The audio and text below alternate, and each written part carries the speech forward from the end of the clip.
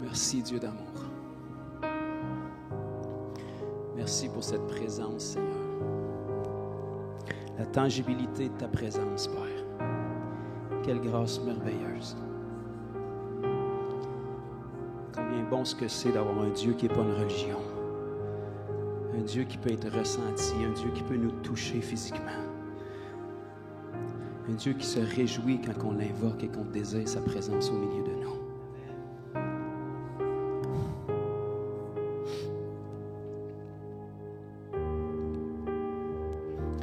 Quelques secondes de sa présence peut effacer des semaines, des mois et des années de problèmes.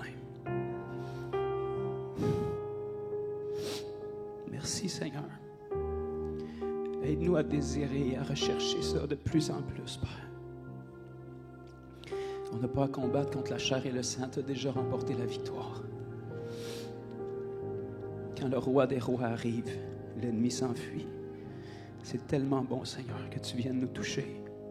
C'est tellement bon qu'on puisse ressentir, avoir un avant-goût de ce qui nous attend pour l'éternité. Et tu nous permets de vivre ça, Seigneur Dieu. C'était ton idée, c'était ton désir. Tu nous as donné ton Saint-Esprit pour qu'on ait cet accès-là, pour qu'on soit dès maintenant des citoyens du royaume de Dieu, avec un accès illimité au trône de la grâce. Et merci, Seigneur.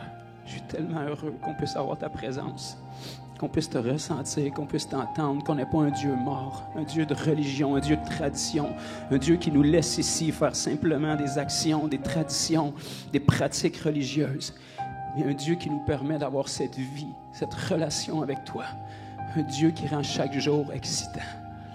Merci Seigneur. Merci pour ce que tu vas faire ce matin. Merci parce que ton cœur se réjouit de ta parole qui va être annoncée. Et tu as hâte, Seigneur, de pouvoir toucher chacune de nos vies, pouvoir faire l'œuvre que tu en réserves pour nous. Fais-le, Jésus. Amen. Merci, Annie. Amen. Je ne sais pas ce qu'ils ont mis dans le café un matin, ça me fait pleurer. Prenez-en, je vous encourage. Alléluia. On dirait que le Saint-Esprit était propice à vouloir agir parce qu'il devait savoir qu'on allait parler de ça ce matin. Je vais me plonger direct dans la parole parce que j'ai pas beaucoup de temps et j'ai tellement de choses à vous dire. Ça, je suis sûr que vous n'avez pas de misère à me croire. Merci encore, Annie. Amen. Est-ce qu'on peut remercier Annie de tout cœur?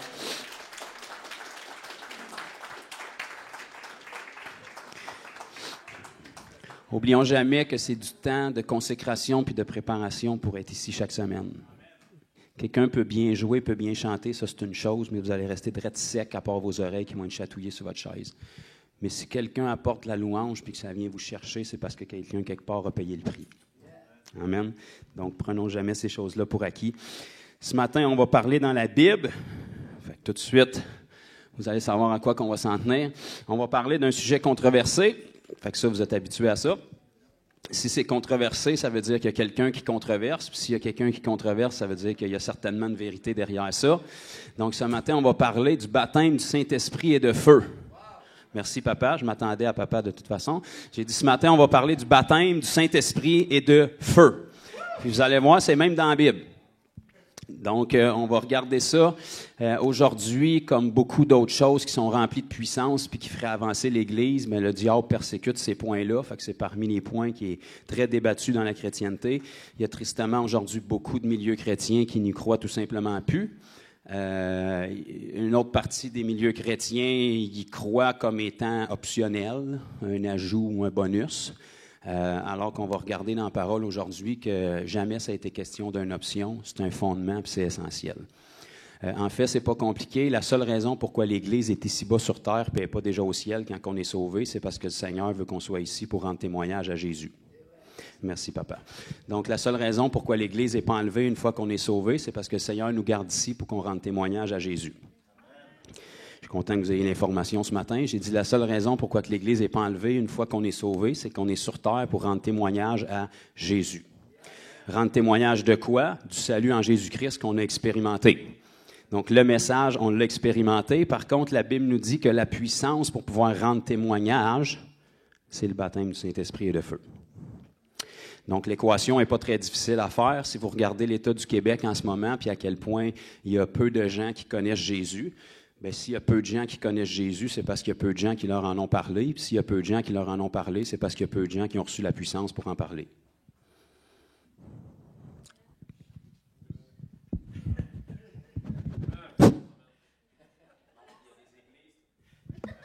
Alléluia. Merci, mon frère. Je sais qu'il y a un moton de cire dedans. Il y a des églises dans toutes les villes, villages, à tous les coins de rue, fait qu'il devrait y avoir du monde qui parle de Jésus partout. Mais pourtant, il y a à peu près personne qui sait que ces églises-là sont là. Et puis, ça n'a à peu près jamais rien changé dans leur vie, tout simplement parce que la Bible, comme on va le lire ce matin, nous dit que ce qui donne la puissance à un enfant de Dieu pour être un témoin, c'est d'être rempli du Saint-Esprit et de feu. Donc, si l'Église n'est pas remplie ou elle a été remplie il y a 40 ans, ça se peut que tu aies besoin d'un petit refill. Donc, si tu n'es pas rempli, tu ne seras pas poussé, rempli de zèle puis passionné pour parler de Jésus aux gens et pour opérer des miracles, pour démontrer ce Jésus-là. Et ça va de soi que les gens ne seront pas intéressés au Jésus que tu as parce que ça fait longtemps que tu n'es plus intéressé au Jésus que tu as. Fait qu'on vient de perdre les derniers peu d'abonnés qu'on avait. Donc, si le Jésus qu'on a n'est plus bon pour nous depuis longtemps, bien, c'est certain que les gens qui regardent à nos vies quand on leur en parle ne seront pas tellement intéressés dans le Jésus qu'on a. En revanche, si ce Jésus-là nous donne la vie, puis qu'on est comme tellement excité qu'il faut que ça sorte sur quelqu'un, puis si tu ne m'écoutes pas, je vais prêcher à la machine à liqueur s'il faut, mais il faut que je prêche à quelqu'un parce que ce Jésus-là est tellement bon, bien là, il y a des gens qui vont se dire, il est soit fou ou il a vraiment vécu quelque chose. Puis c'est le test du temps qui va leur montrer que vous êtes fous parce que vous avez vécu quelque chose. Alléluia. Donc, on va ouvrir en partant dans le livre de Matthieu. On va lire un passage que notre frère prédécesseur, un homme comme nous, là, qui vivait dans le désert, s'habillait avec des peaux d'animaux puis mangeait des sauterelles. Il s'appelait Jean-Baptiste. On le lit dans Matthieu, le passage que je m'apprête à lire, c'est dans Matthieu chapitre 3, mais vous allez voir, c'est tellement important pour Dieu apparemment que ça a été répertorié dans les 4 évangiles. C'est assez rare les éléments qui sont répertoriés dans les 4 évangiles. Donc, si vous êtes venu à l'Église pour apprendre qu'il y avait 4 évangiles dans la Bible, gloire à Dieu, vous venez de l'apprendre. Donc, Matthieu, Marc, Luc, Jean, sur ces 4-là, il y en a 2 qui faisaient partie des 12. On a Matthieu puis Jean. Marc puis Luc ne faisaient pas partie des 12, donc on a des perspectives différentes. Et dans ces 4 personnes-là, qui avaient des arrière-plans différents, des visions différentes, à cause de qui il était, Matthieu qui était collecteur d'impôts, donc qui était haï de son propre peuple, mais qui était plus instruit que la majorité, il nous donne un livre qui a 28 chapitres, quand même complet. Marc, on ne sait pas trop de où il vient, à part que c'était le neveu de Barnabas, mais lui, ce qui semblait le frapper, c'est la puissance. Fait qu'il n'y avait pas le temps pour niaiser, c'est 16 chapitres, c'est court, et puis tout ce qui parle, c'est la puissance, la puissance, la puissance. Après ça, vous avez Luc qui était médecin de métier, donc qui était très analytique, puis qui avait un niveau de scolarité plus élevé que la majorité des Juifs. Donc lui, il nous donne 24 chapitres, puis il nous donne beaucoup de détails aussi parce qu'il était méticuleux sur des choses. Puis vous avez Jean, qui est l'évangile d'amour, parce que lui était tout le temps proche du Seigneur, donc il y avait des révélations que les autres n'avaient pas. Puis il nous donne un livre de 21 chapitres qui est quand même complet. Donc dans ces 4 évangiles-là, ce qu'on s'apprête à lire est répertorié. C'est Jean-Baptiste qui l'a dit. Fait que le Seigneur voulait être sûr qu'on ne l'échappe pas d'un crack. Dans Matthieu, chapitre 3, à partir du verset 11, on va lire ici, c'est Jean-Baptiste qui parlait, puisque ça a été répertorié dans nos Bibles, c'est inspiré du Saint-Esprit. Donc, Jean-Baptiste disait, « Moi, je vous baptise d'eau, pour vous amener à la repentance. Mais celui qui vient après moi est plus puissant que moi, et je ne suis pas digne de porter ses souliers. » Dans d'autres évangiles, il va dire, « Je ne suis pas digne de délier la courroie de ses sandales, ou ses lacets. » Lui... Donc, qui celui qui est plus puissant que Jean-Baptiste, qui allait venir après Jean-Baptiste, que Jean-Baptiste annonçait, lui, c'était Jésus, il vous baptisera du Saint-Esprit et de feu. Donc, remarquez ici que ce n'est pas écrit si tu es d'accord, si ton Église est d'accord, si le pasteur est d'accord, si ta génération est d'accord, si ta dénomination est d'accord. C'est écrit que Jésus, il te baptisera du Saint-Esprit et de feu. Donc, si c'est Jésus qu'on veut suivre, c'est Jésus qui décide. Donc, Jean avait annoncé ça concernant Jésus. Donc, la bonne nouvelle, c'est que c'était la vérité parce qu'on a toute l'histoire par après, puis on le sait que ça s'est accompli. Fait que ceux qui veulent prendre des notes, là, on vient de lire Matthieu, chapitre 3, verset 11. Vous allez en voir dans Luc, chapitre 3, verset 16, exactement la même chose. Dans Marc, chapitre 1, verset 7-8, exactement la même chose. Puis dans Jean, chapitre 1, verset 26-27, vous allez avoir la même chose. Donc, dans les 4 évangiles, le Seigneur tenait à ce qu'on sache que ce Jésus-là qui allait venir, maintenant il est venu parce qu'on est 2000 ans plus tard, ce Jésus-là venait pas seulement pour te permettre d'aller au ciel un jour, mais il venait pour te baptiser du Saint-Esprit et de feu. Alléluia. Donc, on va tourner ensemble dans Jean. Là, on va avancer un petit peu dans l'histoire pour sauver du temps. Jésus a vécu sa vie ici-bas. On peut lire son CV dans Actes 10-38. La Bible nous dit que Dieu avait oint Jésus de Saint-Esprit et de puissance. Et qu'est-ce qu'il faisait avec le Saint-Esprit et la puissance? Il allait de lieu en lieu, faisant du bien, guérissant tous ceux qui étaient sous l'empire ou sous l'emprise du diable. Donc, le Saint-Esprit et la puissance sur Jésus amenaient Jésus à détruire les œuvres du diable et à libérer ceux qui étaient sous l'emprise du diable. Donc, ce Jésus-là a vécu ici. Sa vie, il a commencé son ministère à 30 ans. Durant environ 3 ans, 3 ans et demi, il a fait son ministère public. Donc, il a fait que du bien. Fait qu'inévitablement, dans un monde pervers, ne faire que du bien, ça l'a amené à mourir de la pire mort qu'il y avait à cette époque-là. Donc, on s'est dit, il a fait du bien toute sa vie. C'est sûr qu'il faut qu'on le crucifie et qu'on l'humilie. Fait que c'est pas vraiment différent aujourd'hui dans la mentalité. Donc, ce Jésus-là, le diable pensait qu'il allait gagner et qu'il allait faire un party cette journée-là, mais il ne se rendait pas compte que c'était exactement ce qui devait être fait et qu'il était en train de se tirer dans le pied. S'il pouvait revenir en arrière, c'est sûr qu'il ne crucifierait pas Jésus, mais là, c'est fait, il est trop tard. Jésus avait annoncé qu'il allait ressusciter, puisque la mort, c'est le résultat du péché, puis lui, il s'est en allé dans le séjour des morts, pas de péché. Fait que la mort l'a vu arriver, puis elle a fait « OK ». On ne sait pas trop quoi faire avec ça ici parce qu'on n'a rien en lui. Fait que Jésus a dit bien le bonjour, j'étais déjà au courant, donc je m'en viens ici pour annoncer le message et puis vider le séjour des morts du côté du Saint-Abraham, puis je ressuscite dans 3 jours. Au bout de 3 jours, il est ressuscité, puis il est toujours ressuscité. Ce Jésus ressuscité-là, le dimanche matin, on va reprendre le narratif ici dans l'Évangile de Jean au chapitre 20. Donc, ce Jésus-là, il avait annoncé pendant 3 ans de temps, 3 ans et demi de temps à ses disciples qu'il allait ressusciter. Donc, il n'y en a aucun des 12 qui comprenait. Il me semble que c'est clair. Je vais ressusciter. C'est comme 3 mots. Donc, mais il ne saisissait pas ça parce que c'était comme une impossibilité. Pareil comme aujourd'hui, si quelqu'un vous dit « je vais ressusciter », à moins que vous soyez un chrétien né de nouveau rempli du Saint-Esprit, probablement que vous allez commencer à consulter pour l'aider. Donc, ici, ce Jésus-là a ressuscité. Le dimanche matin, il est apparu à Marie au tombeau. Et puis ici, on va reprendre la discussion dans Jean chapitre 20 au verset 16. Jésus lui dit « Marie ». Elle se retourna et lui dit en hébreu « Rabouni », c'est-à-dire « Maître ». Donc là, elle a reconnu Jésus. Jésus lui dit « Ne me touche pas, car je ne suis pas encore monté vers mon Père. Mais va trouver mes frères et dis-leur que je monte vers mon Père et vers votre Père, vers mon Dieu et vers votre Dieu. » Fait que déjà là, c'était une bonne nouvelle.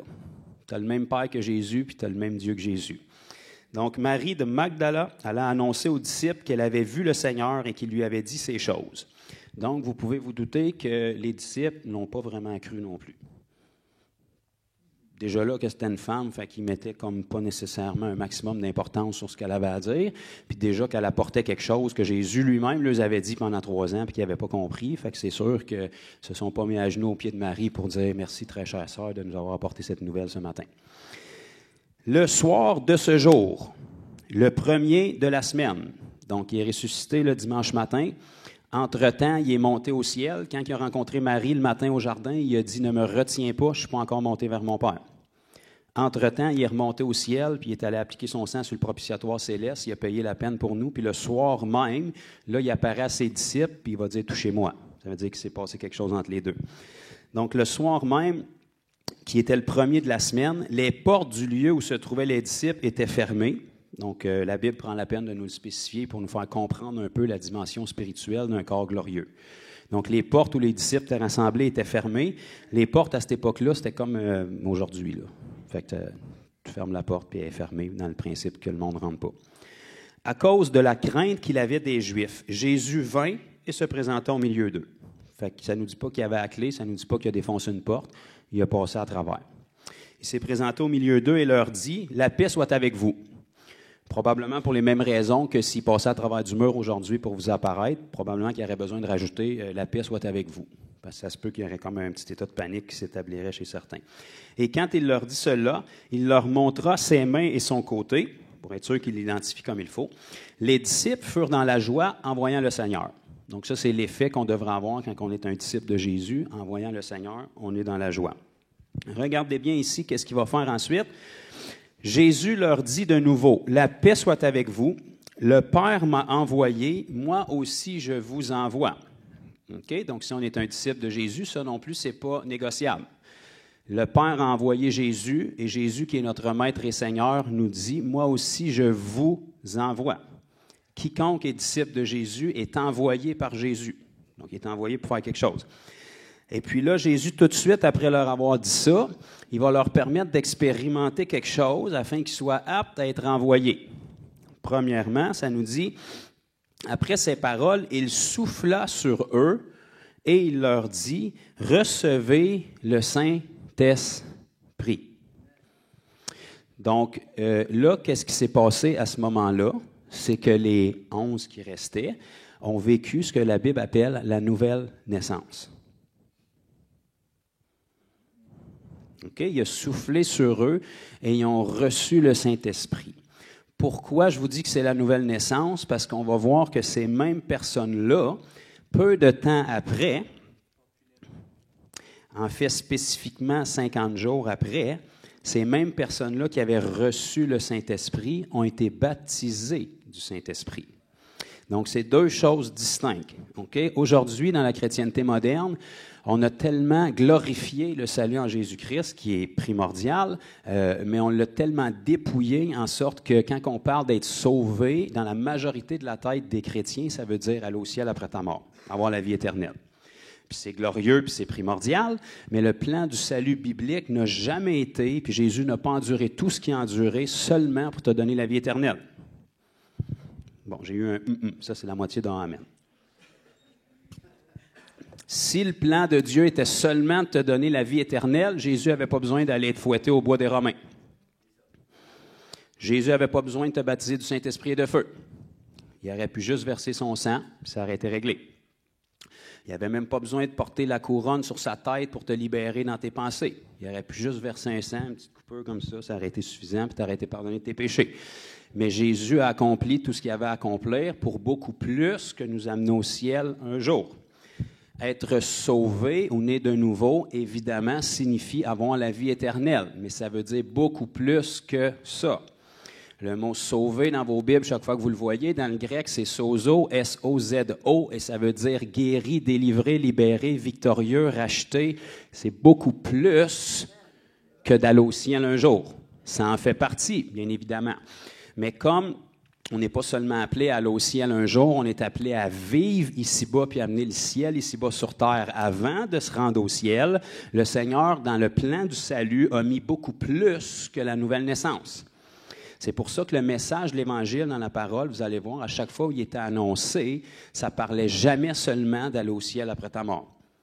Il y avait toujours 3 éléments qui étaient présents et qui devaient être expérimentés. Ce n'était pas optionnel. Ils devaient être expérimentés par chaque personne qui devait donner sa vie au Seigneur pour être capable de remplir le mandat efficacement ici-bas sur terre.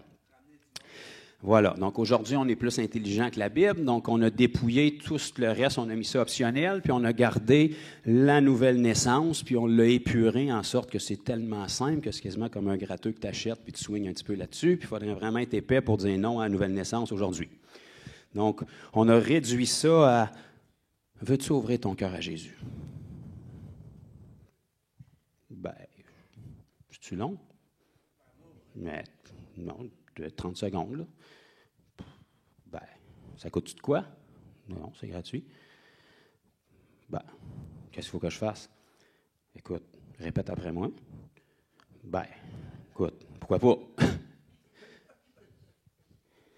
Il n'y a pas de conviction de péché. La personne ne sait même pas c'est quoi un péché. Tu n'as pas parlé de repentance. Elle n'a aucune idée c'est quoi la repentance. Elle n'a aucune idée du prix qu'elle doit payer pour ça. Fait que les résultats vont avec. Mais s'il te plaît, fais juste finir la prière, que je puisse te rajouter sur mon calendrier de personnes sauvées aujourd'hui, puis que je puisse te dire, les anges se réjouissent au ciel maintenant. Fait que la personne est tellement sauvée que sa vie ne change pas, tu ne la revois jamais à l'église, puis en fait, elle continue pire dans ses péchés qu'elle était avant. Fait que je ne sais pas ce qu'elle a rencontré, mais ce n'était pas le Jésus de la Bible. Mais la personne responsable pour ça, c'est toi qui n'as pas annoncé le message. Donc, dans la Bible, le message n'était pas épuré comme aujourd'hui.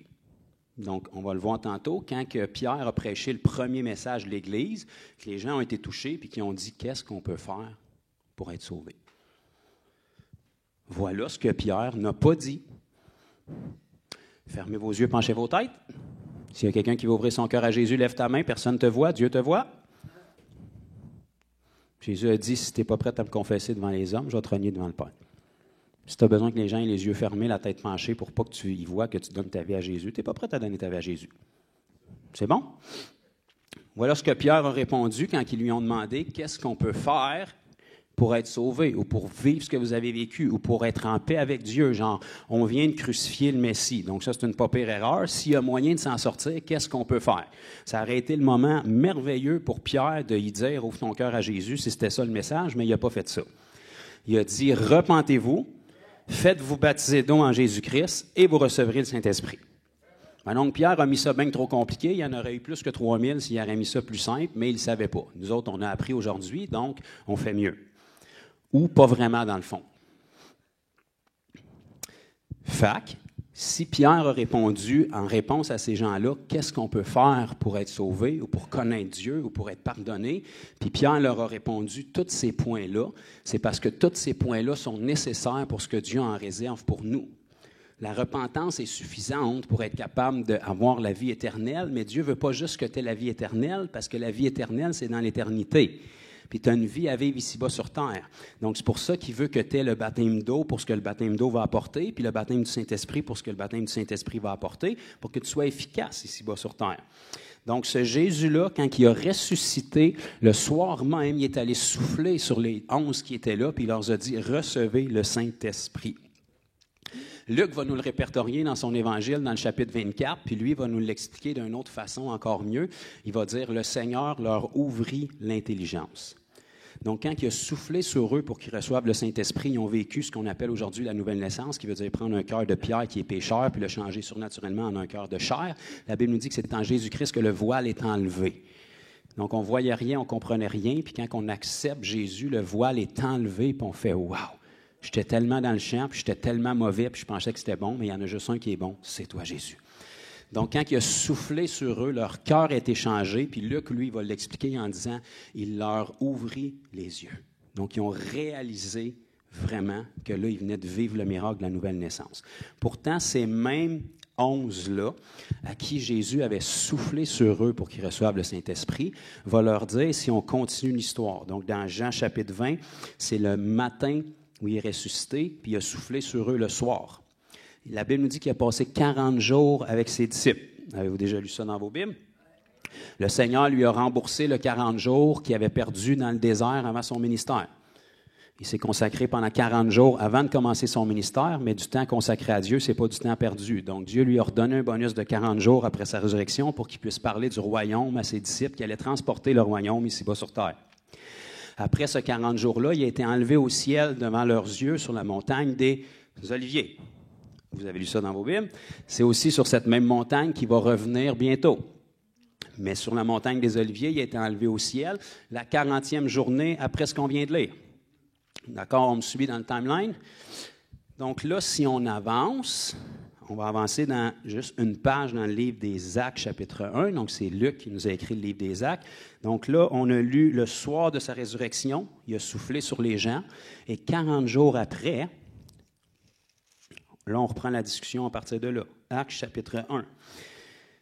Donc, ici, c'est Luc qui écrivait à Théophile. Théophile, j'ai parlé dans mon premier livre de tout ce que Jésus a commencé de faire et d'enseigner dès le commencement. Donc, son premier livre, c'était l'Évangile de Luc. Son deuxième livre, c'est le livre des Actes des Apôtres. Jusqu'au jour où il fut enlevé au ciel, après avoir donné ses ordres par le Saint-Esprit aux apôtres qu'il avait choisis. Après qu'il eut souffert, donc ça c'est au bois des Romains puis à la croix, il est mort, il est ressuscité, il leur apparut vivant. Ça, c'est ce qu'on vient de lire dans Jean chapitre 20. Et leur donna plusieurs preuves, comme par exemple ses mains percées, son côté percé, se montrant à eux pendant 40 jours. Donc là, c'est 40 jours plus tard. Okay?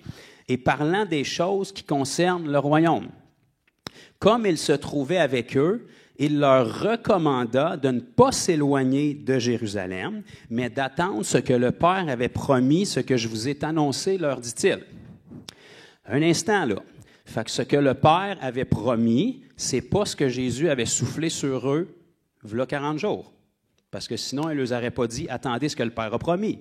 Il leur aurait dit, ce que j'ai soufflé sur vous, c'est ce que le Père a promis. Vous l'avez déjà, allez le donner à ceux qui ne l'ont pas. Peut-être que je parle trop vite. Donc là, il a dit à ces gens-là sur qui il avait soufflé, attendez à Jérusalem ce que le Père a promis. Donc eux autres, ils n'ont aucune idée de ce que le Père a promis, mais ils savent que ce n'est pas ce qu'ils ont reçu il y a 40 jours. Parce qu'ils ont reçu le Saint-Esprit il y a 40 jours, mais là, de toute évidence, il y a quelque chose que le Père a promis qui n'est pas ce qu'on a reçu. Sinon, il ne nous dirait pas d'attendre. Il faut que vous compreniez que là, il est en train de parler aux 11 hommes les plus formés de la planète pour faire connaître Jésus. Les 11 hommes qu'il connaissait le plus sur toute la planète Terre à cette époque-là. Les 11 hommes qui ont vécu pendant 3 ans avec Jésus, qui ont vu Jésus ressusciter, qui ont touché son côté, puis qui se sont fait souffler le Saint-Esprit sur eux autres. Peux-tu te dire une affaire qui avait de quoi à dire, puis qui avait hâte d'y aller, puis Jésus leur dit, un instant les gars, vous n'allez pas bouger de Jérusalem tant que vous ne recevez pas ce que le Père a promis.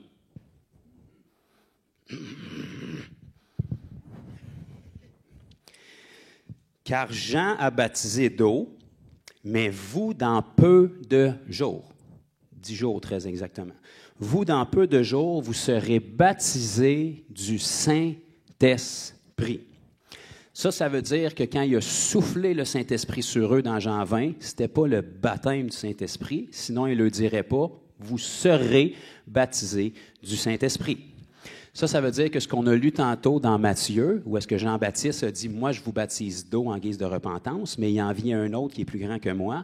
Lui vous baptisera du Saint-Esprit et de feu. » Ça fait référence à ce que Jésus leur a dit ici. « Dans peu de jours, vous serez baptisés du Saint-Esprit. » Donc, on peut voir que ces gens-là, même s'ils étaient nés de nouveau, ils n'étaient pas encore baptisés du Saint-Esprit. Donc, toutes les doctrines qui vous ont peut-être enseigné que tout se passe en même temps quand tu ouvres ton cœur à Jésus ou quand tu es saucé dans les eaux du baptême, on va voir que ça ne tient pas du tout la route aujourd'hui. Ça fait toute partie du message de l'Évangile, mais c'est 3 expériences distinctes qui devraient être vécues simultanément s'ils sont apportés dans le message, mais chacune de ces expériences-là a un but précis. Tu peux avoir la vie éternelle si tu t'es réellement repenti, même si tu n'es pas encore baptisé d'eau et baptisé du Saint-Esprit, mais ça ne veut pas dire que le baptême d'eau puis le baptême du Saint-Esprit est optionnel, parce que le but du salut, ce n'était pas que tu aies la vie éternelle, c'était beaucoup plus que ça. Ça inclut la vie éternelle, mais c'est plus que ça. Donc, les apôtres qui étaient réunis lui demandèrent, « Seigneur, est-ce en ce temps que tu rétabliras le royaume d'Israël? » Parce qu'eux autres, il y avait une mentalité que les gens ont perdue aujourd'hui, une mentalité de royaume. Ils savaient que c'était un combat entre le royaume des ténèbres et le royaume de Dieu, puis ils savaient que le royaume s'en venait. Quand? Ils ne savaient pas, mais ils s'attendaient à ce que le royaume s'en vienne. Ce que la majorité de l'Église moderne ne s'attend pas aujourd'hui, parce qu'ils ne s'attendent même pas que Jésus va revenir. Mais il revient pour établir un royaume. Donc... Et il leur répondit, « Ce n'est pas à vous de connaître les temps et les moments que le Père a fixés de sa propre autorité. » Mais, verset 8, donc là, il va leur donner un peu plus de détails sur ce qu'il vient de leur dire, le baptême du Saint-Esprit. Donc ça confond la majorité de l'Église aujourd'hui. Fait que pouvez-vous vous imaginer les 11 gars qui n'ont jamais entendu parler de ça de leur vie, le baptême du Saint-Esprit. Ben, cool. T'as-tu hâte, Jean? Ouais, pas peu, ça va être trippant. C'est quoi tu penses? C'est beau. Là, Jésus va leur donner des détails. Vous recevrez une puissance. Premier point, une puissance. Donc, si tu n'as rien à faire, tu n'as pas besoin de puissance. De toute évidence, si tu reçois une puissance, parce que tu n'en as pas. Pourtant, il était né de nouveau. Il avait soufflé le Saint-Esprit sur eux. Donc, il leur dit, vous recevrez une puissance, le Saint-Esprit. Hey Jean, moi je l'ai eu, t'appelles, il a soufflé sur moi, je l'ai eu ça. Non, tu ne l'as pas eu. Tu as eu le Saint-Esprit dans ton petit cœur, mais ça, ce n'est pas une puissance. Parce que personne ne voit dans ton petit cœur. Ça ne dépeigne pas, pantoute. Vous recevrez une puissance, le Saint-Esprit survenant sur vous. Le Saint-Esprit en toi, c'est une chose. Le Saint-Esprit sur toi, c'est une chose. C'est le même élément, le Saint-Esprit, à deux endroits différents pour deux buts différents.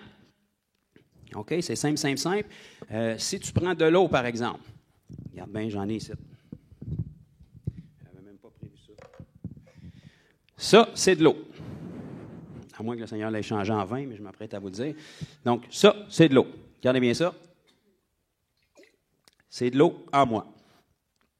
Maintenant, si je fais ça, c'est de l'eau sur moi. La même eau, deux buts différents. Quand je la bois, je suis encore sec. Quand je m'arrose, je suis tout trempe, mais j'ai soif. Comprenez-vous? Je peux-tu y aller plus simple que ça? C'est de l'eau les deux, à deux endroits différents, pour deux buts différents. C'est bon? Donc, le Saint-Esprit, en toi, a un but. Sur toi, il y a un but. C'est le même Saint-Esprit, mais pour deux buts différents. De la même manière qu'il y a un seul Jésus, mais Jésus s'est sacrifié à deux endroits. Au bois des Romains pour tes maladies, puis à la croix du Calvaire pour tes péchés. Un seul sacrifice, deux buts différents, deux endroits différents. Un seul Saint-Esprit, deux buts différents, deux endroits différents. En toi, sur toi. Je t'explique quelque chose d'autre. Si tu me prends et tu me mets dans l'eau, je vais être submergé d'eau. Si tu me tiens là assez longtemps, elle va finir par rentrer. Je vais me noyer. Voilà le but du baptême du Saint-Esprit. Vous recevrez une puissance, le Saint-Esprit survenant sur vous, et vous serez mes témoins. Alléluia, Seigneur, envoie des témoins. Pas moi, mais les autres, envoie des témoins. Un instant, si tu as reçu le Saint-Esprit, ça fait des années que je veux le baptême du Saint-Esprit. Tu veux être un témoin? Non, ben voilà. Je parle en langue. OK, c'est merveilleux, mais c'est pas ça le but premier. Je veux faire la truite, le chien, le bacon à terre. OK, c'est merveilleux, mais c'est pas le but premier. Il te donne le baptême du Saint-Esprit pour que tu sois un témoin. Ah, ben j'en veux pas de bord. Je le sais que tu n'en veux pas. C'est pour ça que tu es sec aussi. Par contre, si on revient dans le texte qu'on vient de lire, c'est pas optionnel. Parce que la Bible nous dit ici au verset 4, il se trouvait avec eux et il leur recommanda. Ça, c'est la version politically correct que Louis II a faite, mais si vous regardez dans le texte original, le mot qui est là, c'est ordonner et commander. C'est pas optionnel. C'était pas si ça vous tente, selon votre dénomination. Il est en train de leur dire, je vous commande et je vous ordonne de ne pas quitter Jérusalem avant d'avoir reçu la promesse du Père. Point final. Oui, mais mon frère, je connais du monde qui ne sont pas baptisés, qui parlent de Jésus, tant mieux pour toi. Jésus a dit, tu ne quittes pas Jérusalem tant que tu n'es pas baptisé du Saint-Esprit. Pourquoi? Parce que si tu y vas, tu vas être capable de parler de Jésus, mais tu n'auras pas de puissance. Si tu n'as pas de puissance, les résultats seront peu ou pas là. Parce que la Bible nous enseigne dans 1 Corinthiens 4,20 que le royaume de Dieu ne consiste pas en parole, mais en puissance. Fait que si tu n'as pas la puissance, tout ce qui te reste, c'est des paroles. Si tout ce que tu as, c'est des paroles, tout ce que tu vas arriver à faire, c'est convaincre les gens ici. Et si tu les convaincs ici, demain ou après-demain, quelqu'un d'autre qui parle bien avec une autre religion va réussir à les convaincre ici. C'est pour ça que l'apôtre Paul disait dans 1 Corinthiens chapitre 2, « Moi, quand je suis allé vers vous pour la première fois, j'étais dans un état de crainte et de grand tremblement, car ma parole et ma prédication ne reposaient pas sur des discours persuasifs de la sagesse des hommes, mais sur des démonstrations d'esprit et de puissance. » Pourquoi? Afin que votre foi soit fondée, non pas sur des choses intellectuelles que n'importe qui peut apporter, mais sur la puissance de Dieu. Là, la foi de la personne est ancrée sur quelque chose de solide qu'aucune religion peut faire, parce que les religions, aussi bonnes ils peuvent être par leur philosophie, n'ont pas de puissance. La religion ne fait pas de miracle. À part te voler, puis t'égorger, puis te détruire, puis que tu aimes ça, puis que tu restes là. Ça, c'est de la séduction. Mais la puissance de Dieu, c'est ce qui nous démarque de toutes les autres religions. On va sortir la tête du sable, là. Toutes les autres religions monothéistes, il y en a des livres, il y en a des valeurs, puis il y en a qui sont bonnes parce que la majorité viennent de la Bible. Puis ils sont bien plus sympathiques que les chrétiens des fois. Fait que la seule chose qui te démarque de toutes les autres religions, c'est que tu as rencontré Jésus pour de vrai, mais eux autres, ils n'en ont rien à battre. Mais si tu as de la puissance, ça, ils n'en ont pas. C'est pour ça que tout ce qu'ils ont à faire, c'est des discussions puis des débats. parce qu'ils n'ont pas de puissance pour confirmer leur message. Donc, Jésus savait ça. Si Jésus, pour venir ici annoncer le royaume, devait avoir la puissance qui se manifeste, où est-ce qu'on est arrivé avec l'idée que nos tracts vont être suffisants? Si les gens à qui Jésus a confié son message devaient avoir la puissance pour que les gens les écoutent, où est-ce qu'on est arrivé avec l'idée que 2000 ans plus tard, on est meilleur? Si les gens que les apôtres ont amenés à la conversion, qui sont devenus l'Église primitive, marchaient en puissance, en sorte que l'Église grandissait en foi, en sagesse et en nombre de jour en jour, où est-ce qu'on est arrivé avec l'idée que nous autres, des chaudes de lumière, de la fumée puis du sang bon, ça va être assez pour les attirer? Où est-ce qu'on est arrivé avec ça? Arrête, ça ne marche pas. Tu vas en attirer du monde. Mais quel monde t'attire? Des gens qui ont ouvert leur cœur à Jésus, mais qui ont ouvert le restant de leur vie au diable. Fait que première persécution, l'Église se vide.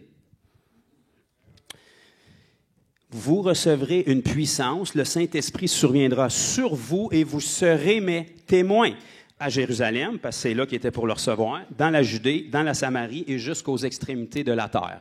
La preuve que ça a fonctionné, c'est que vous et moi, on est là aujourd'hui.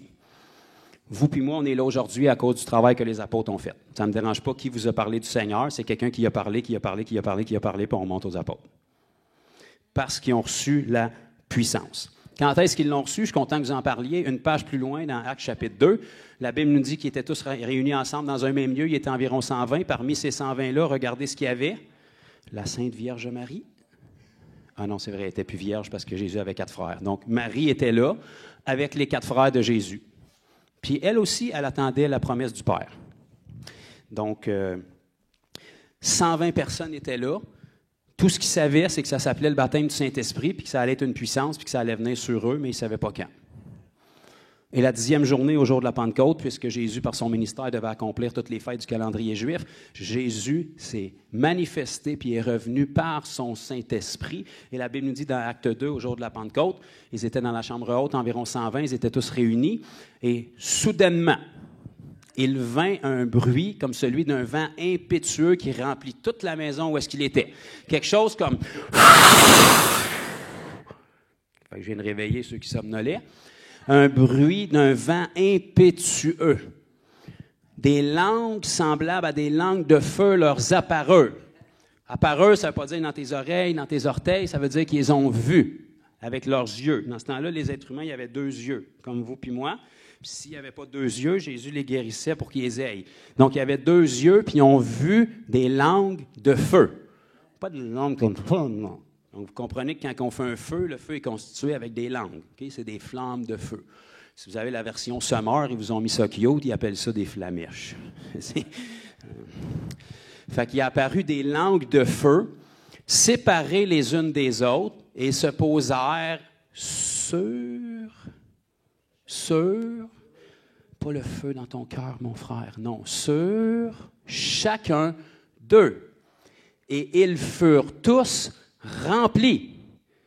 OK, on n'est pas rempli de l'extérieur, on est rempli de l'intérieur. Pourtant, le feu est venu sur eux. Mais le feu qui est venu sur eux a tellement consumé que ça a débordé dans le dedans d'eux autres, puis ça a sorti à travers le parlant d'autres langues. Merci pour ton demi-amen, Denis, ça m'encourage à garder le cap.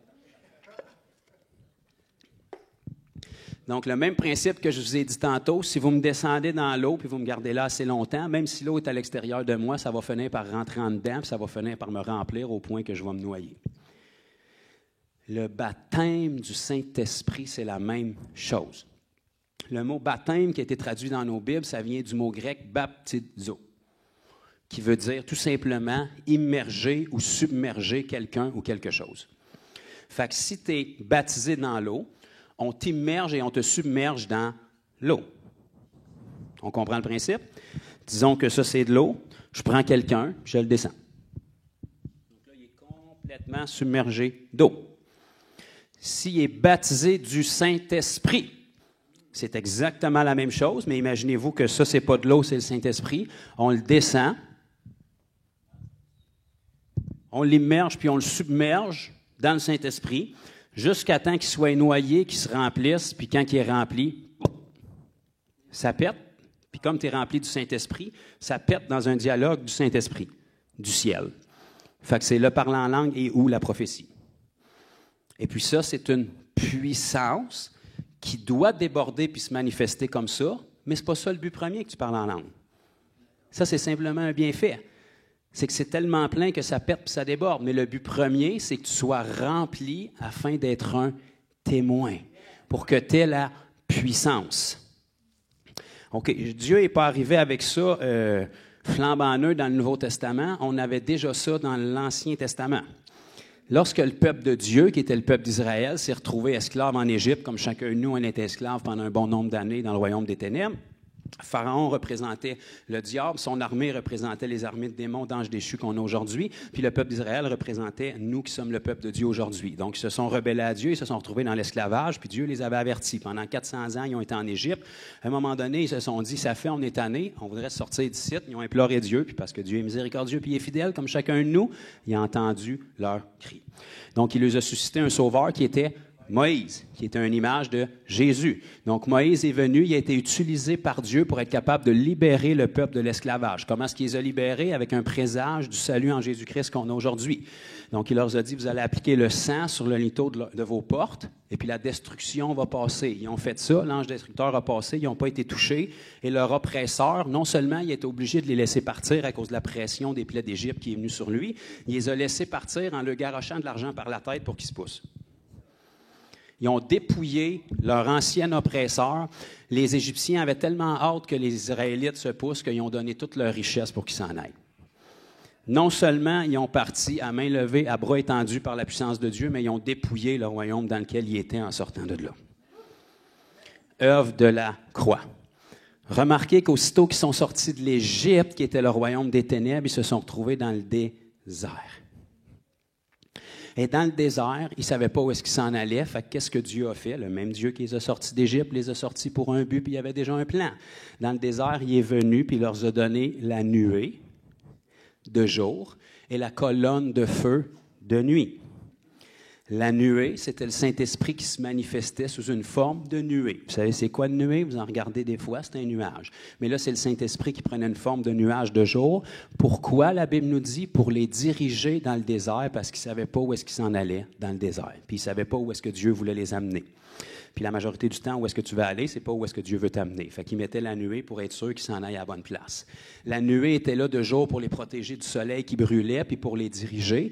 Et puis de nuit, instantanément, la nuée se transformait en colonne de feu pour être capable de les réchauffer des températures nocturnes, les éclairer puis les diriger.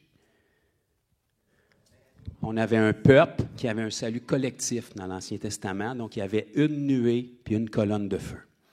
Dans le Nouveau Testament, chaque personne est responsable de sa vie.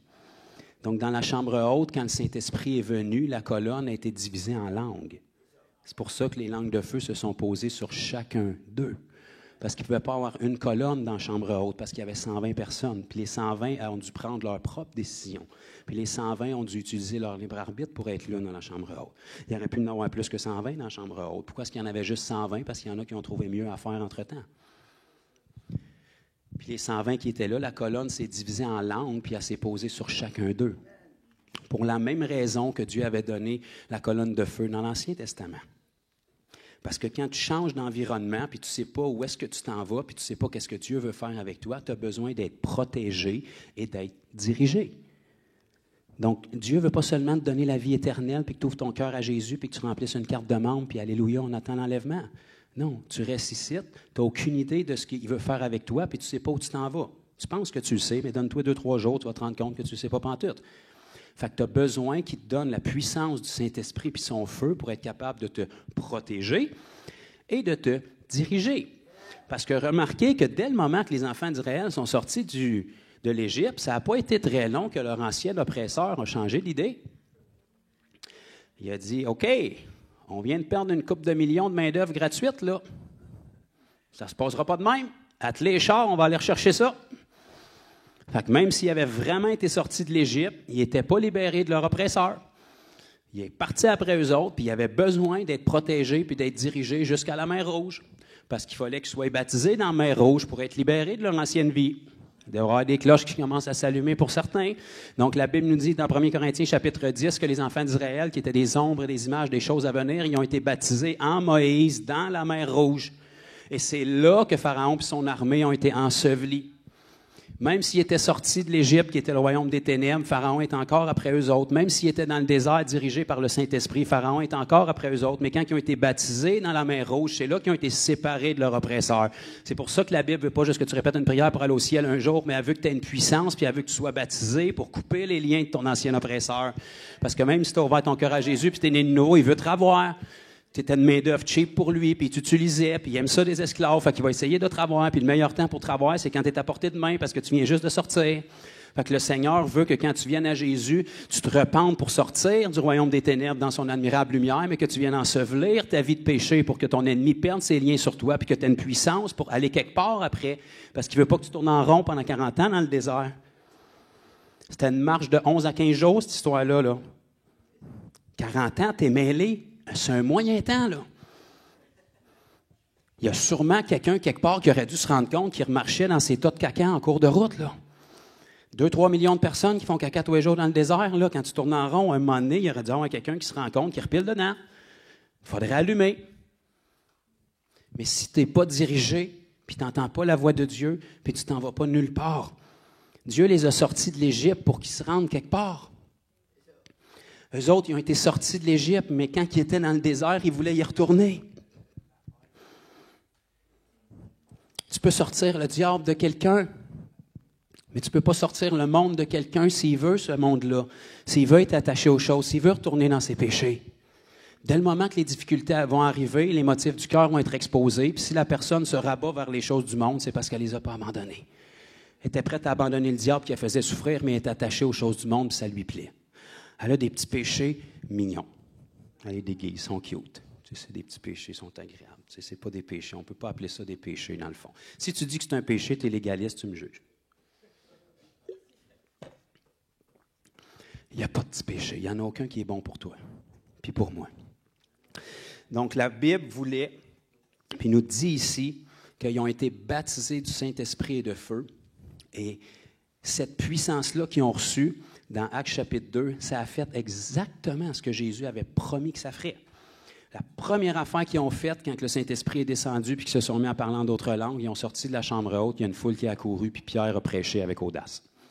Le même Pierre qui avait renié le Seigneur 3 fois avant d'être né de nouveau et baptisé du Saint-Esprit, après qu'il est né de nouveau, que Jésus a soufflé le Saint-Esprit sur eux, puis qu'il a reçu le Saint-Esprit dans la chambre haute, comme les 119 autres, il s'est tenu là, puis il a prêché avec audace le premier message de l'Évangile, puis 3000 conversions sont arrivées. Et Jésus a répondu, tu peux leur dire de rappeler, Jay, je t'ai occupé. Jésus a répondu à travers Pierre, repentez-vous, faites-vous baptiser pour la rémission des péchés et vous recevrez le Saint-Esprit. Donc, le message du salut, ce n'est pas juste accepte Jésus dans ton cœur pour avoir la vie éternelle. C'est chacun de ces points-là. Parce que la vie éternelle, c'est dans l'éternité, mais on a une vie à vivre ici-bas. Tu peux te repentir et avoir la vie éternelle. Mais si tu n'es pas baptisé d'eau sincèrement, tu vas constamment être tiraillé par des liens de l'ennemi. Si tu n'es pas baptisé du Saint-Esprit, tu n'auras pas la puissance. Tu vas avoir la difficulté à avoir de l'intimité avec Dieu. Tu vas avoir de la difficulté à parler de Jésus aux gens. Tu vas avoir de la difficulté à opérer les miracles. Ça va être une vie qui est difficile. Ça va toujours tirailler. Tu vas toujours être remis en question. Tu vas toujours remettre ton salut en question. Parce que la première expérience tangible du miracle du salut, c'est le baptême du Saint-Esprit. Le salut en Jésus-Christ, ça se passe dans le cœur. Au mieux, tu vas ressentir le poids de tes péchés qui s'enlèvent, puis une joie qui arrive. Mais ce n'est pas une manifestation flagrante, parce que c'est une manifestation qui est interne, et avant que quelque chose d'interne se manifeste, il faut que ça mûrisse, et tu vas le voir au fil du temps par les fruits qui sont portés dans ta vie. Les choses que tu aimais des choses du monde, tu n'as plus envie de les faire, puis les choses qui te tannaient des choses de Dieu, soudainement, tu as envie de les faire, puis tu es changé, même sans faire d'effort, parce que tu as été transformé de l'intérieur. Mais le miracle du salut, ce n'est pas quelque chose souvent que tu vas ressentir. La première chose qui se ressent dans le plan du salut, c'est la puissance du Saint-Esprit qui vient sur toi. Parce que ça, je peux te dire une affaire, quand tu le vis, tu ne peux pas dire « je ne sais pas si je l'ai vécu ». C'est concret. Tu peux avoir été touché par le Saint-Esprit, mais tu n'es pas baptisé du Saint-Esprit, parce que même quelqu'un qui n'est pas né de nouveau peut être touché par le Saint-Esprit. Tu peux prier pour lui, il peut tomber à terre, il peut avoir des frissons, il peut vivre des expériences parce que c'est le Saint-Esprit qui vient toucher son corps extérieurement. Mais il ne peut pas le remplir et aller plus loin parce que ça le tuerait. Puis Dieu ne veut pas le tuer parce qu'il n'est pas saint puis Dieu est saint. Donc avant qu'il nous remplisse, il faut d'abord qu'il nous sanctifie. Ça se fait par le miracle de la nouvelle naissance. Puis après, la puissance de Dieu veut venir sur nous pour nous remplir, pour qu'on soit des témoins efficaces. Dans Actes chapitre 8, on va voir ici quand Philippe est allé prêcher en Samarie puis qu'il y a eu le réveil en Samarie. Philippe est arrivé là dans sa fuite pour sauver sa vie parce que la persécution avait éclaté à Jérusalem. Et pendant qu'il était en Samarie, il a décidé de prêcher le Christ. La Bible nous dit que les foules entières étaient attentives à ce que Philippe avait à dire parce qu'il voyait puis il entendait tous les miracles qui se passaient. Parmi la foule, il y en avait un qui était un magicien qui s'appelait Simon. Et puis lui aussi, quand il a vu le niveau des miracles que Philippe faisait, il a décidé de se convertir lui aussi. Puis on va lire ici au chapitre 8, verset 12. « Mais quand ils eurent cru à Philippe, qui leur annonçait la bonne nouvelle du royaume de Dieu et du nom de Jésus-Christ, hommes et femmes se furent baptisés. Simon lui-même, le magicien, crut et après avoir été baptisé, il ne quittait plus Philippe et il voyait avec étonnement les miracles et les grands prodiges qui s'opéraient. » Donc là, ici, on voit des gens qui ont vu des miracles, qui ont entendu le message, qui ont cru puis qui ont été baptisés. C'est tout ça qu'on a lu. On avance de quelques versets. Verset 14. « Les apôtres qui étaient à Jérusalem, ayant appris que la Samarie avait reçu la parole de Dieu, y envoyèrent Pierre et Jean. Ceux-ci, arrivés chez les Samaritains, prièrent pour eux afin qu'ils reçussent le Saint-Esprit. » Ça veut dire que de croire au message de Philippe puis d'être baptisé d'eau, ça ne leur avait pas donné le Saint-Esprit. En eux, oui. Mais quand la Bible parle de recevoir le Saint-Esprit, ça ne fait pas référence à cette expérience-là. Ça nous dit « car il n'était encore descendu sur aucun d'eux ». Pourtant, il était né de nouveau. Pourtant, il avait cru. Pourtant, il avait été baptisé d'eau. Mais le Saint-Esprit n'était pas descendu sur aucun d'eux. Remarquez ce que les apôtres n'ont pas fait. Ben, c'est correct, au moins ils sont sauvés puis ils ont le Saint-Esprit. C'est des Samaritains, c'est des gens en masse pour eux autres? Non. Ils ont prié pour eux. Alors Pierre et Jean leur imposèrent les mains et ils reçurent le Saint-Esprit. Regardez bien ce que ça nous dit ici. Lorsque Simon vit que le Saint-Esprit était donné, comment est-ce qu'il a vu ça, le Saint-Esprit? Le Saint-Esprit, il est partout ici. Y a-t-il quelqu'un qui le voit en ce moment? Il faut qu'il prenne une forme ou une manifestation pour qu'on puisse le voir. Simon, le magicien, qui était quelqu'un qui, avec les forces de l'occulte, faisait des miracles assez grands qui étonnaient tout le peuple de Samarie, quand il a vu les gens recevoir le Saint-Esprit, il a voulu payer les apôtres pour avoir cette puissance-là. Fait qu'il a vu quelque chose se manifester dans ces gens-là qui était assez impressionnant pour qu'un magicien soit prêt à payer pour avoir cette puissance-là. Fait qu'il y avait une manifestation visible qui était différente de quand ils ont cru et qui ont été baptisés d'eau. Même salut, même message, 3 éléments différents pour 3 buts différents. Rien qui est optionnel, c'est tout nécessaire parce qu'on a une vie à vivre ici-bas et le Seigneur veut se servir de nous. Prochaine page au chapitre 9, la conversion de l'apôtre Paul. Dieu parlait à Ananias, un simple disciple qui était à Damas. Il l'envoie vers Saul. Il dit, tu vas aller vers Saul, c'est un tueur de chrétiens, mais j'ai des plans pour lui. Il est aveugle depuis 3 jours en jeûne, puis je l'ai averti qu'il y a un homme qui allait venir prier pour lui. Ananias arrive vers Saul dans Actes chapitre 9. Et le verset 17, Ananias sortit, et lorsqu'il fut arrivé dans la maison, il imposa les mains à Saul en disant, « Saul, mon frère, le Seigneur Jésus t'est apparu sur le chemin par lequel tu venais, m'a envoyé pour que tu recouvres la vue, parce qu'il était devenu aveugle, et que tu sois rempli du Saint-Esprit. » Même message. Ananias aurait pu dire, pour que tu recouvres la vue, puis que tu arrêtes de tuer des chrétiens, donc ouvre ton cœur à Jésus, s'il te plaît. Non, pour que tu sois rempli du Saint-Esprit. Impossible qu'il soit rempli du Saint-Esprit s'il n'a pas fait la décision d'être né de nouveau auparavant. Donc la Bible nous dit tout de suite après, au même instant, il tomba de ses yeux comme des écailles et il recouvra la vue. Il se leva et fut baptisé.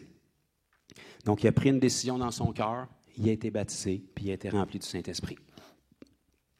On le sait que Paul était rempli du Saint-Esprit parce qu'il nous a donné le 3/4 de notre Nouveau Testament. Puis dans Actes chapitre 19 qu'on s'apprête à lire, il a prié pour des gens qui ont été remplis du Saint-Esprit.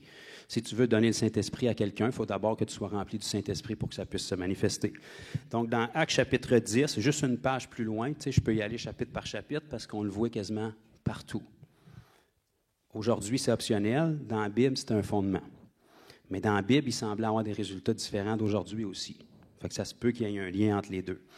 Donc, Actes chapitre 10, au verset 44, pour vous remettre dans le contexte, Pierre est envoyé par Dieu dans la maison d'un Italien, un centurion qui avait 100 hommes sous sa garde, qui s'appelait Corneille. Ce n'étaient pas des Juifs, c'était des Italiens. Aucun non-juif n'avait été sauvé à cette époque-là, vraiment selon la connaissance des apôtres. Et puis là, lui, il rentre dans la maison, puis il leur annonce le message de l'Évangile, puis pendant qu'il est en train de parler, toute la gang qui sont là commence à parler en langue, puis ils sont baptisés du Saint-Esprit. Comme Pierre prononçait encore ces mots, chapitre 10, verset 44, le Saint-Esprit descendit sur tous ceux qui écoutaient la parole. Le Saint-Esprit descendit sur.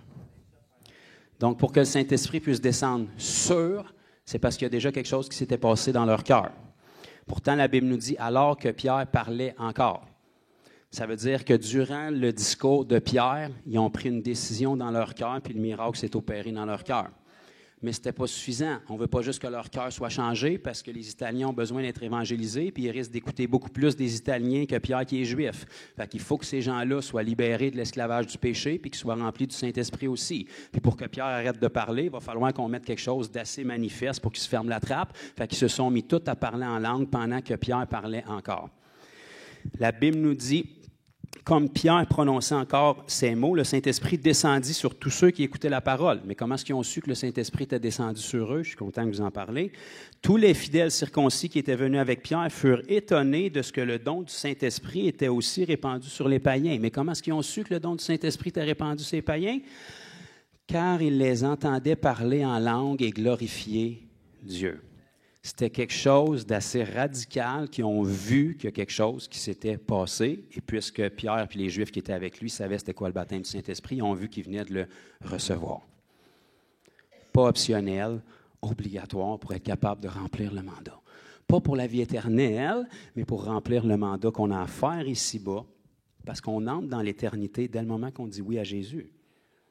On va en prendre pleinement possession lorsqu'on va sortir de la zone temporelle, mais vous êtes déjà dans l'éternité. Vous êtes déjà éternel, vous êtes déjà immortel. Vous l'étiez déjà avant de dire oui à Jésus de toute façon. La seule chose, c'est que vous étiez éternellement condamné, puis moi aussi. Mais maintenant que vous dites oui à Jésus, vous avez la vie éternelle avec celui qui est la vie, le chemin et la vérité. Et la lumière aussi. On tourne de quelques pages dans Actes chapitre 19, puis là j'accélère, mais je pourrais vous donner d'autres exemples. Dans Actes chapitre 19, on va voir ici Paul, qui a manqué de sagesse puis de jugement, mais c'était Paul, donc coudonc. Paul arrive à Éphèse, il se met à parler avec des gens qui sont là, puis en parlant avec eux autres, il les a jugés.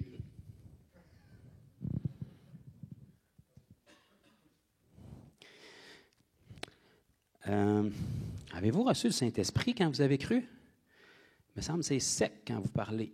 Il me semble que vous avez le bon discours, mais il y a quelque chose qui cloche. Verset 2, « Avez-vous reçu le Saint-Esprit quand vous avez cru? » Ils répondaient, « Nous n'avons même pas entendu dire qu'il y avait ça, un Saint-Esprit. » Fait que de toute évidence, ils ne l'avaient pas reçu, là. C'était des disciples de Jean-Baptiste, donc ils étaient très sincères dans leur croyance avec l'information qu'ils avaient. Le Messie s'en vient, puis soyez baptisés en signe de repentance en attendant qu'il arrive. Donc, c'est là qu'il en était. Verset 3, il dit, « De quel baptême avez-vous donc été baptisés? » Parce qu'un croyant, c'était baptisé dans la Bible. Fait que de toute évidence, si on dit qu'ils ont cru, mais de quel baptême vous avez été baptisés? Et ils répondirent, « Du baptême de Jean. » Paul a fait, « Ah, d'accord, je comprends. » Paul dit, Jean a baptisé du baptême de repentance, disant au peuple de croire en celui qui venait, comme il nous l'avait annoncé dans Matthieu 3 tout à l'heure. Celui qui venait après lui, c'est-à-dire Jésus. Lorsque Paul leur eut imposé les mains, le Saint-Esprit vint sur eux, et ils parlaient en langue et prophétisaient. Ils étaient environ 12 hommes. Donc ces gens-là, Paul n'a pas dit, « Ah, écoute, regarde. C'est juste que là, vous croyez dans Jean-Baptiste, mais Jésus est venu. Faites juste ouvrir votre cœur à Jésus, puis garde, ça va être correct. » Non, il leur a donné le Saint-Esprit parce qu'il a vu qu'ils ne l'avaient pas reçu. Il leur a imposé les mains et ils ont été remplis du Saint-Esprit. Le Saint-Esprit vint au verset 6, ça nous dit encore une fois, sur eux. Et automatiquement, il parlait en langue et prophétisait. Parler en langue, c'est prophétiser. C'est juste dans une langue que tu ne comprends pas. Fait que si la langue que tu parles est interprétée, c'est une prophétie. Si elle n'est pas interprétée, c'est une prophétie. C'est juste qu'il y a rien que le ciel qui la comprend. À moins que ce soit un dialecte humain. Donc, le Saint-Esprit est venu sur eux et automatiquement, ça a débordé dans un langage céleste. Mais au-delà de ça, ils ont reçu une puissance. Parce que ça n'a jamais été optionnel dans la parole. Nous autres, on le rend optionnel, puis on dit, ben oui, mais s'il veut me le donner, qu'il me le donne, je ne l'ai jamais eu. Bien, c'est sûr, tu n'y crois pas, il ne te le donnera pas. Le Seigneur n'échappe pas des affaires comme ça. La Bible nous dit, vous me chercherez et vous me trouverez si vous me cherchez de tout votre cœur. Donc, si tu ne veux pas quelque chose, il ne te le forcera pas. Si on t'enseigne que ce n'est pas de Dieu ou que ce n'est plus pour aujourd'hui, bien, c'est sûr que tu n'y croiras pas, fait que c'est sûr que tu ne le recevras pas. Fait que si ton Église prêche l'incrédulité, c'est sûr que tu vas avoir les fruits de l'incrédulité. Fait que si on te dit le baptême, ce n'est pas pour aujourd'hui puis c'est optionnel, bien, toi, tu ne le désires pas, fait que tu ne l'as pas. Puis là, tu te dis, mais si c'était pour aujourd'hui, je le recevrais. Mais non, tu ne le recevras pas parce que tu n'y crois pas, parce qu'on ne te le prêche pas, parce que la foi vient de ce qu'on entend vient de la parole de Dieu. Si je te prêche l'incrédulité, les fruits qui vont sortir, c'est que tu vas être incrédule. Si je te prêche que c'est une normalité, puis c'est un commandement du Seigneur, bien, tu vas y aspirer, puis tu vas tenir le morceau jusqu'à temps que tu le reçoives, puis là, tu vas commencer à le recevoir. Puis, mais qu'il y en a un qui le reçoit, bien, l'autre va dire, bien, si lui, il l'a eu, ça veut dire que c'est vrai. Fait que soit qu'il est fou puis qu'il fake, ou soit que c'est vrai. Fait que moi aussi, je vais chercher jusqu'à temps de l'avoir. Parce qu'une Église qui n'est pas remplie du Saint-Esprit, c'est une Église qui ne bouleverse pas les choses ici-bas. Ils attendent le bateau de sauvetage, puis ils sont en croisière depuis ce temps-là, mais il n'y a rien qui change. Non seulement dans la parole, il était rempli du Saint-Esprit, mais il était rempli, puis rempli, puis rempli, puis rempli à nouveau. Les 120 qui étaient dans la chambre haute, les 12 étaient parmi eux, ils ont été remplis du Saint-Esprit. Un chapitre et demi plus loin, dans le chapitre 4-5, ils ont prié à Dieu, puis la Bible nous dit, le lieu où ils étaient rassemblés se mit à trembler, et ils furent tous remplis du Saint-Esprit à nouveau. Ça faisait un chapitre et demi qui avait été rempli du Saint-Esprit, puis ils ont été remplis à nouveau. Ça veut dire qu'il faut qu'il y ait un baptême du Saint-Esprit avec un remplissage initial, mais si ça fait 30 ans que tu marches dessus, ça se peut que la pile soit vide. Tu as besoin d'être rempli, puis rempli, puis rempli, puis rempli constamment. Tu ne peux pas vivre sur une expérience du passé constamment. Cette expérience-là te donne une batterie chargée, puis après ça, tu dois constamment la remplir. Tu dois chercher le Seigneur pour revivre, puis revivre, puis revivre ces expériences-là pour rester rempli. Comme ça, tu es capable de parler de Jésus parce que ta dernière expérience avec lui ne remonte pas à 30 ans. Il t'a rempli, puis il t'a rempli, puis il t'a rempli. Puis quand tu parles, tu n'as même pas le temps de laisser ta chair parler parce que tu es tellement rempli que c'est l'Esprit qui parle.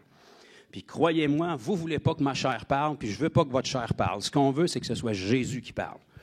Parce que dès le moment que c'est nous, autant remplis de bonne volonté qu'on peut être, ça va faire que des dommages. Mais quand c'est Jésus qui parle, même si je fais juste éternuer, ils vont tous tomber sur la puissance parce que c'est Dieu qui agit. Il parle de l'esprit à l'esprit.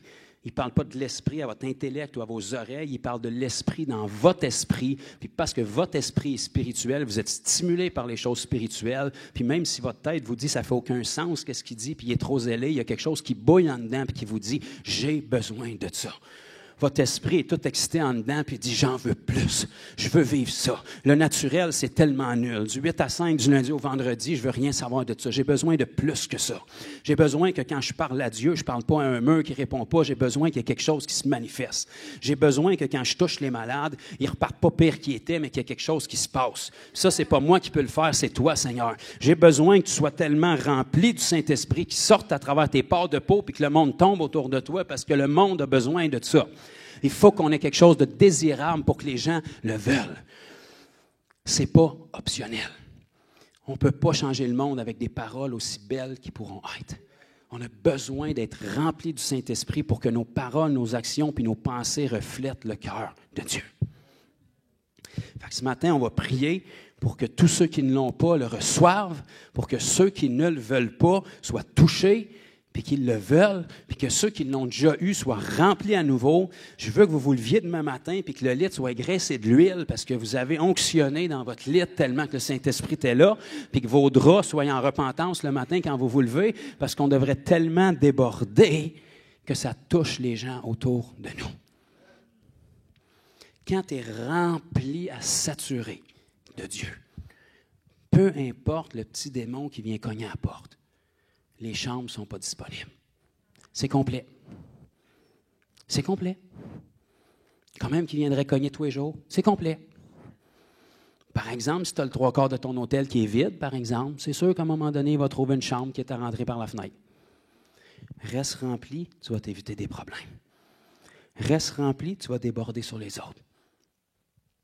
Et si on veut être capable de faire fonctionner tous les outils et les ressources que le Seigneur nous donne, on a besoin de la puissance du Saint-Esprit.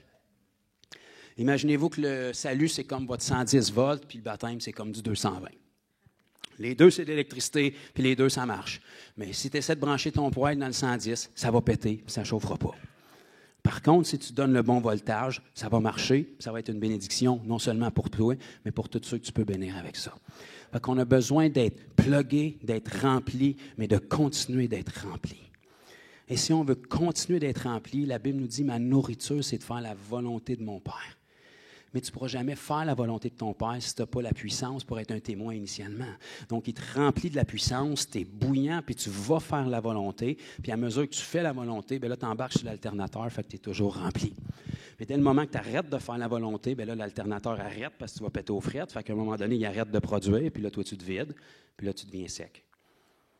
Mais dès le moment que tu recommences à faire quelque chose parce que tu donnes, bien là, il peut en rentrer. Parce que tu n'es pas fait pour être un récipient qui se corrompt, tu es fait pour être quelque chose qui est rempli, qui coule, parce que des fleuves d'eau vive sont censés couler de ton sein pour donner la vie autour de toi. Et à mesure que tu donnes, tu es rempli. Donc là, tu commences à avoir une vie chrétienne plutôt qu'une longue funéraire chrétienne qui finit plus. Tu déverses sur les autres, puis tu es rempli. Puis tu déverses sur les autres, puis tu es rempli. Si tu déverses sur les autres, tu n'auras pas le choix de retourner te remplir. Parce que tu vas réaliser qu'il y a tellement de besoins que tu as besoin d'être rempli pour donner. Ça devient une vie chrétienne active et une marche par l'Esprit. Ça fait qu'on n'a pas le temps de s'attarder aux problèmes et à la couleur des murs à l'Église. On peut se concentrer sur ce qui a vraiment de la valeur pour Dieu. On est tellement consumé par les choses de Dieu que tous les problèmes secondaires disparaissent parce qu'il y a tellement de besoins dans les priorités du royaume. Et les gens ont besoin de rencontrer une Église qui est remplie du Saint-Esprit. Ça va affecter toutes les sphères de notre vie. Si tu laves les toilettes remplies du Saint-Esprit, le prochain qui s'assied dessus, il tombe sa puissance, là. On s'en fout de ce que tu fais, ça n'a pas d'importance. Quand tu es rempli du Saint-Esprit, ça va avoir des bienfaits pour toi et pour tous les gens autour. Alléluia. Donc, mon frère, si tu peux mettre quelque chose de louange en arrière-plan ou je ne sais pas, là, on va prier pour que vous soyez baptisés du Saint-Esprit si vous le voulez. Si vous n'avez rien compris de ce que je vous ai dit, je ne sais pas qu'est-ce que vous avez, mais avancez pareil, puis le Saint-Esprit va vous toucher là où vous en êtes. Et puis, si vous avez déjà été baptisé du Saint-Esprit, peut-être qu'il y a de la place pour 1 ou 2 millilitres de plus. Puis s'il n'y en a pas, ça va rien que rebondir sur l'autre, mais on veut prier pour vous autres aussi. J'ai de l'huile ici, on veut vous oindre aussi, parce que c'est un relâchement de foi puis un point de contact. Et puis, même si on aurait les veines sorties du cou gros de même puis qu'on vous cracherait de l'onction dessus, là, si votre cœur n'est pas là puis vous ne le désirez pas, on ne peut pas aller plus loin. Vous pouvez être guéri même si vous n'avez pas de foi. Je peux utiliser ma foi pour ça, mais la Bible ne me permet pas d'utiliser ma foi pour que vous soyez baptisés du Saint-Esprit si vous ne le désirez pas de tout votre cœur. Dans Marc 16, parmi la liste qui est là, ce n'est pas écrit « Voici les miracles qui accompagneront ceux qui auront cru, ils imposeront les mains pour le baptême du Saint-Esprit et tous les gens le recevront même s'ils ne le veulent pas. » Non. Je peux mettre mes mains sur vous si vous êtes malade, puis vous allez être guéri même si vous ne croyez pas. Mais je ne peux pas mettre mes mains sur vous pour le baptême du Saint-Esprit si vous ne le désirez pas. Vous devez avoir votre lampe allumée et vous devez désirer être rempli du Saint-Esprit pour pas qu'on se retrouve loin de Dieu, pour pas qu'on se retrouve dans notre chair, pour pas qu'on se retrouve dans une tradition chrétienne, une religion chrétienne, à faire toutes les bonnes choses, mais finalement, on s'ennuie de ce qu'on vivait au début parce que c'est rendu routinier. Alléluia. Monte le son, mon frère. Denis, tu peux venir. Papa, tu peux venir. Tous ceux qui veulent qu'on impose les mains sur vous pour que vous soyez rafraîchis, c'est cool parce que le feu va vous rafraîchir. Ça va brûler sur vous, que vous soyez remplis. Le feu, ça consomme ce qui n'est pas de Dieu. Ça va vous amener dans une plus grande sainteté, ça va vous amener dans une plus grande intimité, ça va vous amener dans une joie qui est débordante. Puis on a besoin de ça. Seigneur, je prie pour chacun de mes frères et sœurs qui sont ici, qui ont avancé. Seigneur, je te prie de répondre aux désirs de leur cœur. J'ai annoncé ta parole ce matin pour révéler la vérité, pour stimuler la foi. Alors, je te prie maintenant que tu rencontres la faim et la soif de ton peuple, que ton feu puisse venir brûler, consumer, enflammer les cœurs, que le zèle, la passion puisse être restaurée, que tous ceux qui t'ont pas expérimenté encore puissent goûter à ce précieux baptême ici, aujourd'hui et maintenant. Je te prie, Seigneur, que tous ceux qui ont besoin d'être remplis à nouveau, rafraîchis à nouveau, tu puisses venir par ton Saint-Esprit, redresser ce qui doit être fait, rempli jusqu'à s'assurer que ça puisse déborder à nouveau, Seigneur. Donne un zèle qui est renouvelé, que la puissance de ton feu puisse être sentie même tangiblement sur chacun d'eux, Seigneur. Je te prie que tu puisses venir briser le joug, que s'il y a des liens, des mensonges de l'ennemi qui les tiennent captifs, tu dis que ton onction brise le joug. Alors on relâche ton feu, on relâche ta liberté maintenant, que tout esprit mauvais, qu'il y a des liens sur la vie des gens, soit brisé maintenant dans le nom de Jésus. Je brise tout ce qui est pas de toi, je lis toute attaque de l'ennemi sur leur vie et je relâche la plénitude du Saint-Esprit et du feu sur eux, maintenant même, dans le nom de Jésus.